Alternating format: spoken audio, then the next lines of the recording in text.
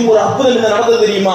அந்த பெண்மணி சொல்கிறார்கள், ஹுபைபினுடைய அறைக்கு நான் செல்வேன், வல்லாஹி அல்லாஹ்வின் சத்தியமாக லகத் வஜத்துஹு யௌமன், நான் அந்த ரூம்ல ஏதாவது தற்சமயமா பார்க்கும்போது அவரு திராட்சை பழத்தை சாப்பிட்டு இருப்பார்.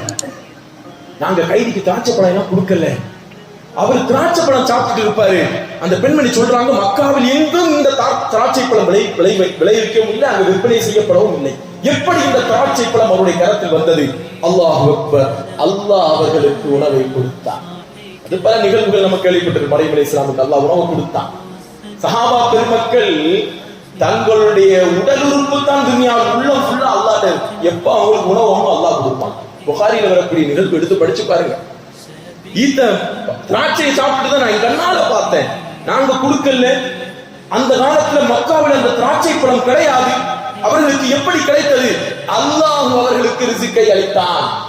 அந்த உணவை ஹுபைப் ரலியல்லாஹு அன்ஹு சாப்பிட்டதை நான் பார்த்தேன்.